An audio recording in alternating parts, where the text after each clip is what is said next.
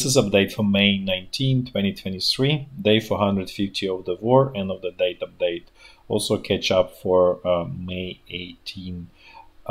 It just as a housekeeping note, because it's just got some email from one of the viewers. I just want to say that these are my views, and so I appreciate your supporting and watching these videos a lot. And but in the end, it's just my views, and you may like it, you may dislike it, or you may ignore them.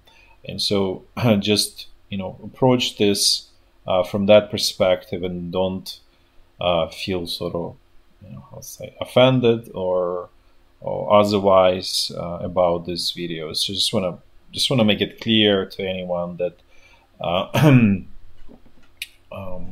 that this is just opinions, right? And it's for you to determine whether those opinions are of any value for you or they are useless for you. So now let's switch a little bit to well, actually, I'm going to address another question from one of the viewers. So the question was, can Ukraine beat Russia, or can Russia let's say capture, conquer Ukraine piecemeal? So basically, what's their scenarios, and what's their strategy and plan on each side? So on its own, Ukraine can beat Russia and Russia can beat Ukraine. Really depends on your skills and your desire and your intelligence. So nothing is predetermined in this situation. So I don't want people, viewers, to think that everything is predetermined in life. It is not. Everything is in your hands. So from that perspective, Ukraine can beat, especially Russia is extremely, I would say, weak and hollowed out over long period of time. Problem of Ukraine is it's also very hollowed out and rotten by corruption, and Russia is also rotten by corruption. So that's why I'm always saying that both countries are going to their 1917 moments. So, but going back to this question, so yes, Ukraine can defend itself at this point, obviously only with the help of the West. There is opportunity, obviously, to build military production and so on, but unfortunately, Ukrainian leadership is absolutely inept and unable, and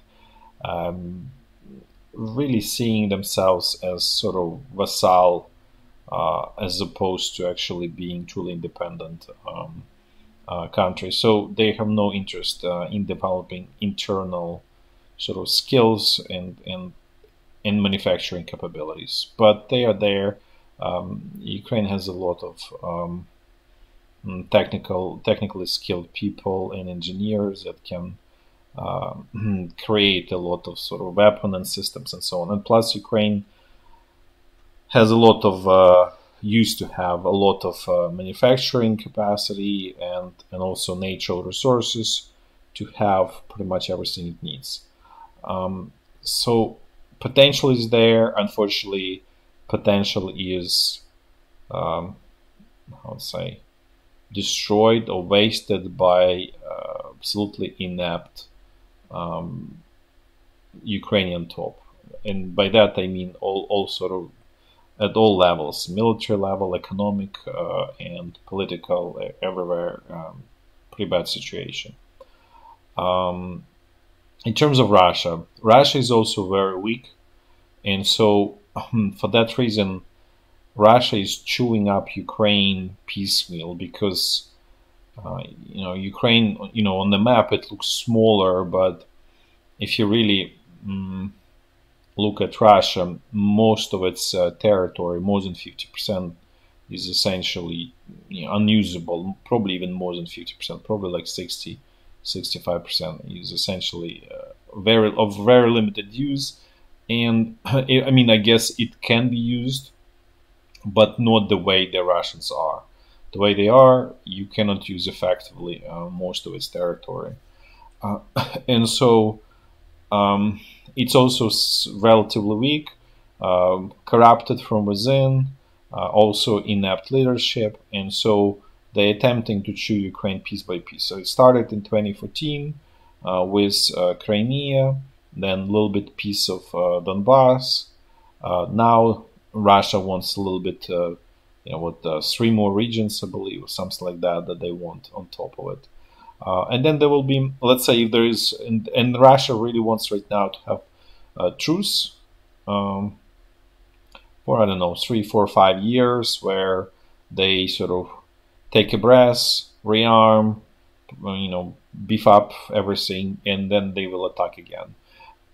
There's no question Russia wants to get in all of Ukraine and to be on the border with Poland, with Slovakia, with Romania, with Hungary, and so on. So there is no question about that.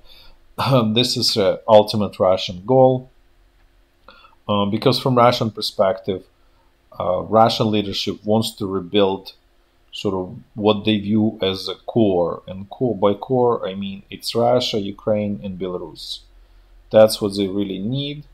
The rest is sort of essential non-core. With that core, they can you have sort of complete puzzle. You can do whatever you want down the with that.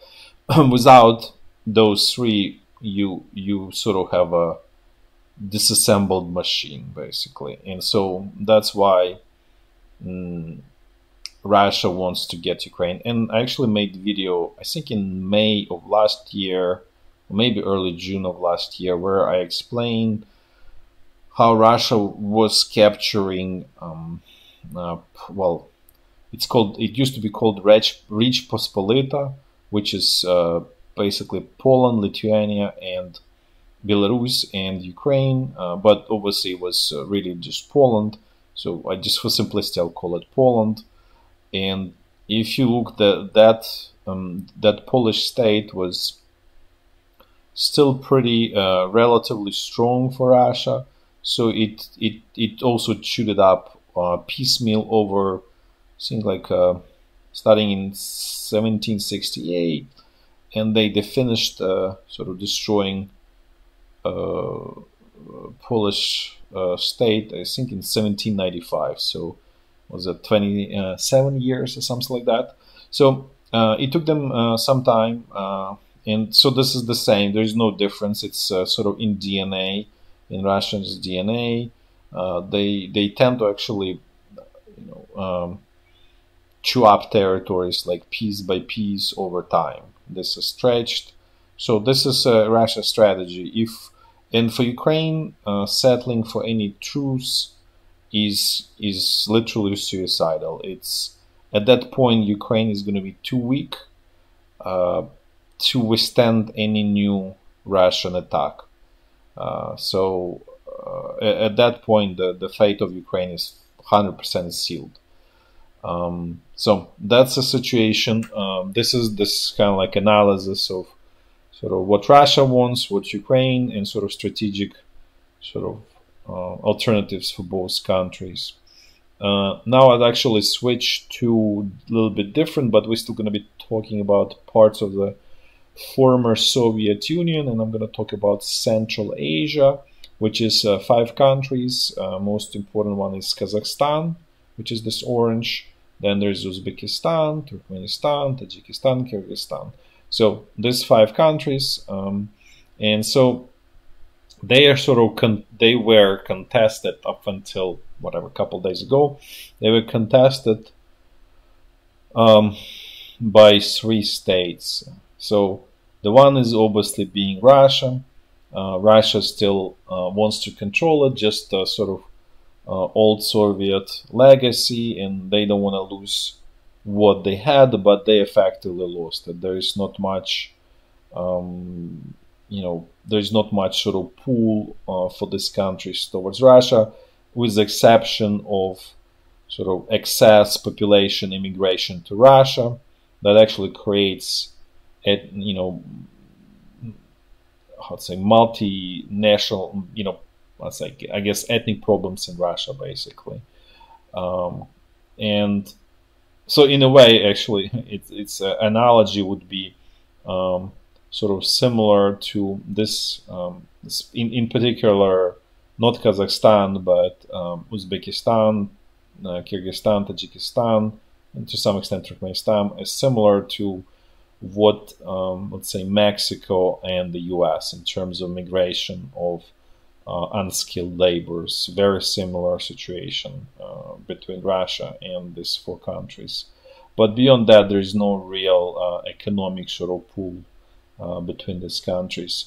So, what to sort of fill the void, then Turkey, specifically current Turkish President Erdogan, he started. I mentioned this before. He started building this Turkish empire, which destroying the country actually.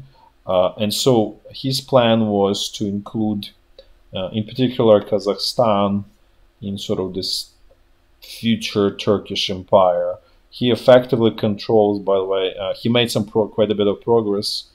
He effectively controls Azerbaijan, which was also former part of the Soviet Union, and where Russia also lost complete control. So at this point, Azerbaijan is essentially a vassal of Turkey. And the plan was similar for the Central Asia. There is some ethnic sort of, let's say, overlap and closeness, and that he tried to play that card. And actually, what happened? China came and basically gained control of the entire region. So, entire region at this point, there was meeting in China in Xi'an, and this is this meeting. As you can see, all of these people from those 5 states, and this is Chinese president. So he's fully having all of these people in his pocket, and by that I mean Chinese president has that. So effectively, he purchased all of this territory. They now, I would say, it's a beginning of stealth occupation of these countries by China, because there were some agreements signed where, first of all, China is going to build railroads, pipelines, and so on, but also will be start slowly embedding into the security forces of all of these 4 countries. To it, where it penetrate more or less, we'll find out later. But they basically created inroads to be able to control, security forces in all of the 5 countries. How far it will get, we'll find out later. But this is the beginning of sort of, as I said, stealth occupation of these countries. The importance of why it's super important is for a couple of reasons. First of all, Kazakhstan is a large supplier of crude oil, which is what China really needs. They also have some excess agriculture commodities, specifically grains, wheat, and so on. So that is obviously big plus for China. And they also has their, I think, largest, well, no, not I think for sure, largest miner of uranium in the world. So together, Uzbekistan and Kazakhstan, they control about 52% of the world market. If you throw into it China and Russia, so together all of these 4, they control at least 60% of uranium production in the world.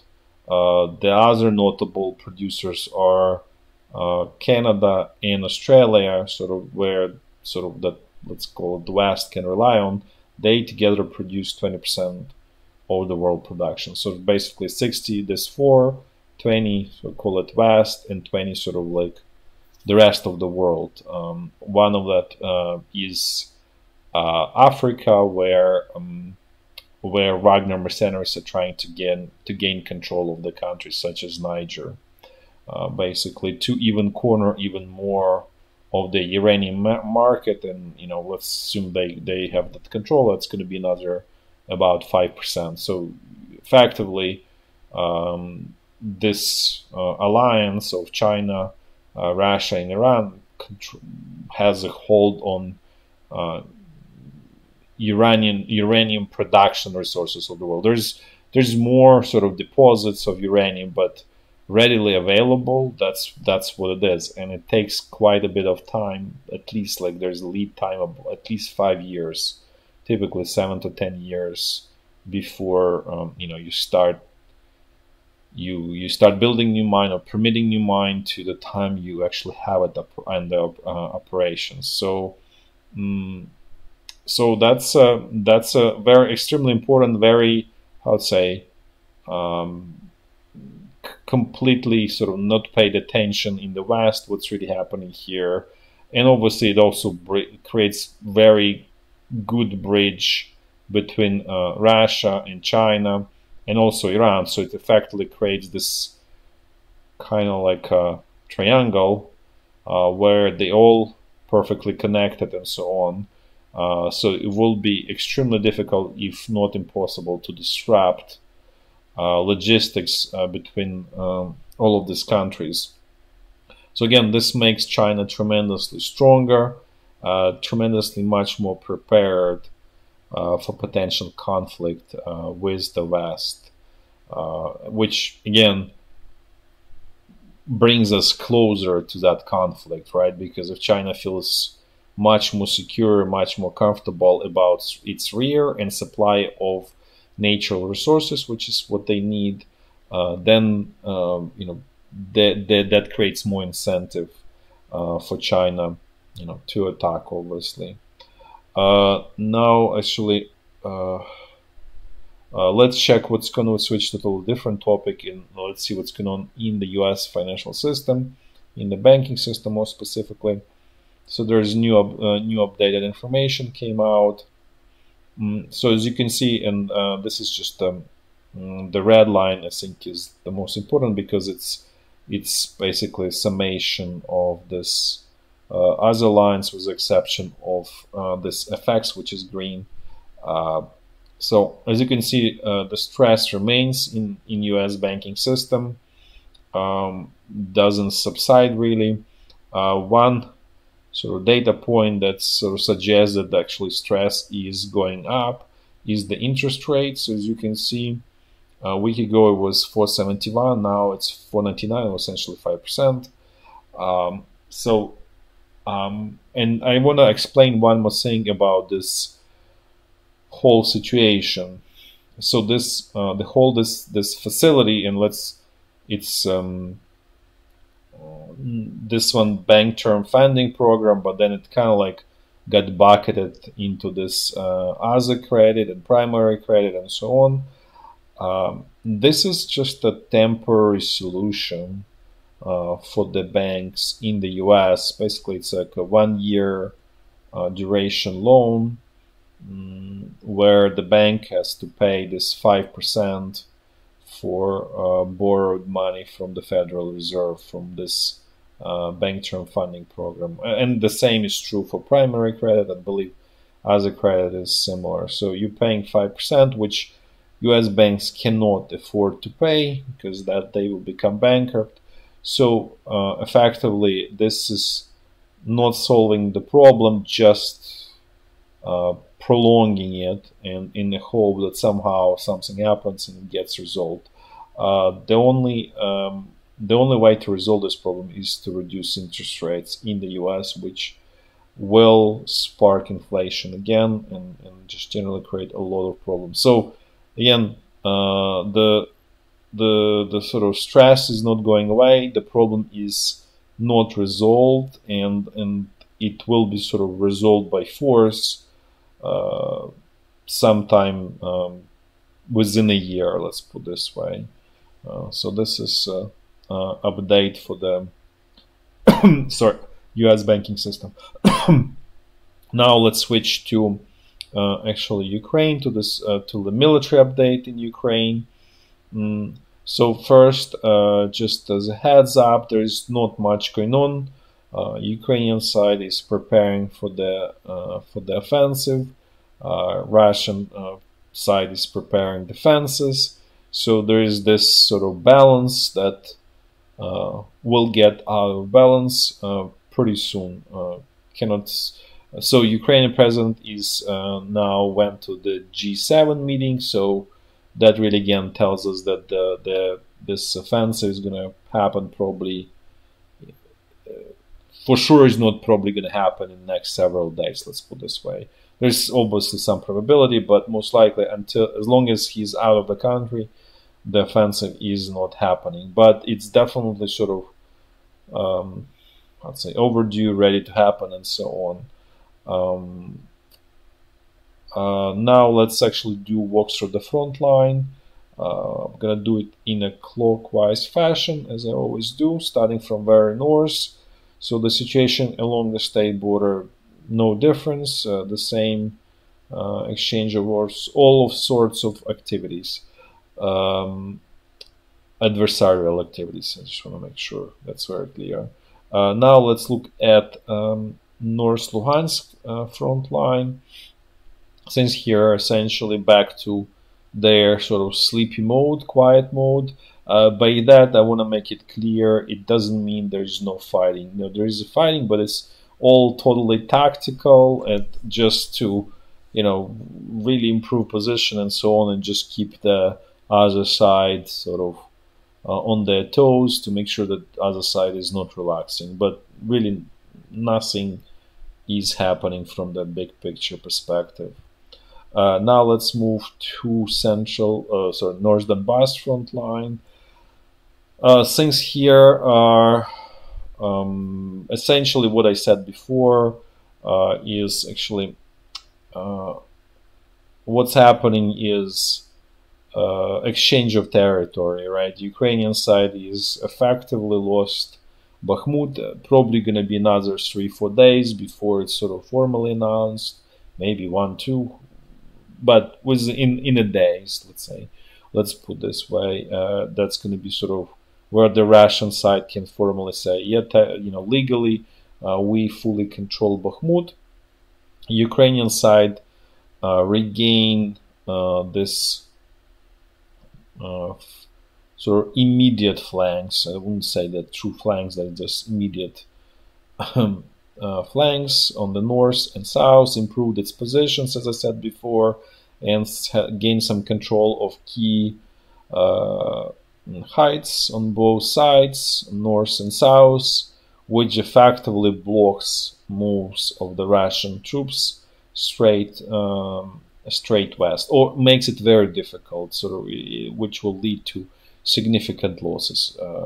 If Wagner mercenaries will get those sort of new resources, I'm certain that they will start attacking no matter what, and so on. So the machine will sort of will renew its work, and it will be, I would say, successful and slowly but surely moving forward. But at this point, as I said, there is sort of exchange of territories, and I would say Ukrainian side improved its sort of local strategic position, actually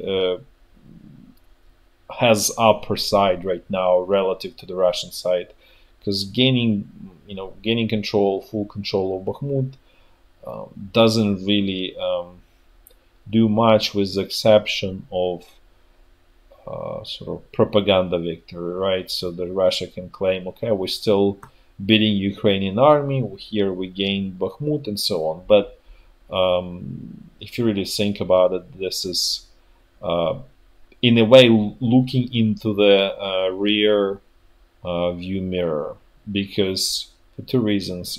One reason is Wagner mercenaries as organization is out of steam, out of flash, so it's not going to be able to continue what it used to be able to do.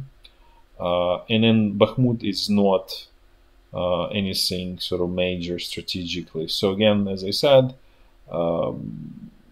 at this point, this is probably going to be a relatively stable situation here,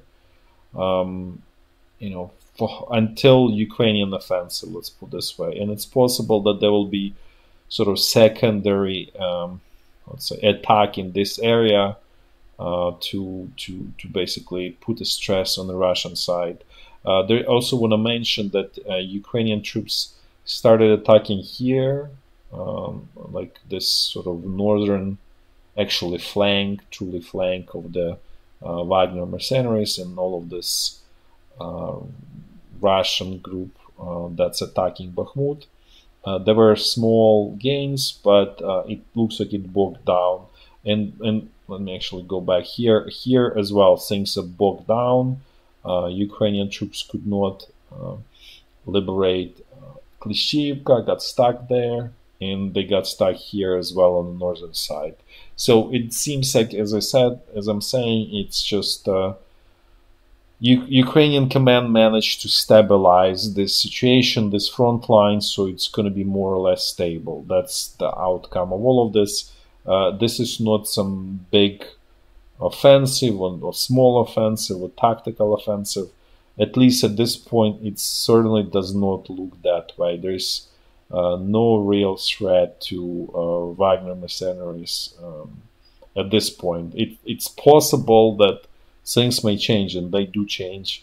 But looking at from this point, from this moment, there is no really problem on the Russian side.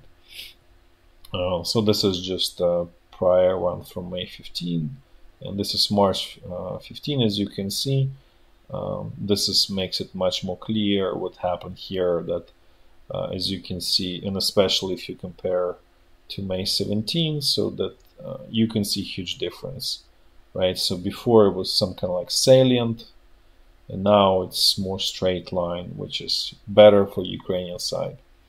Now this is just a whole look at this section of the front line. Now let's look at central Donbass. Actually, surprisingly, Russian troops were pretty active here. They renewed their active attacks in all of the typical locations. So one is this, call it North Avdiivka salient, then Piski salient, then all of this never-ending attacks in Marinka, and then supportive attack in Novomykhailivka. So it was very surprisingly active day by Russian side, but without really much success there. And then Zaporizhya front line, things are the same, stable, quiet, nothing new there. Thanks for watching, and till next time, bye bye.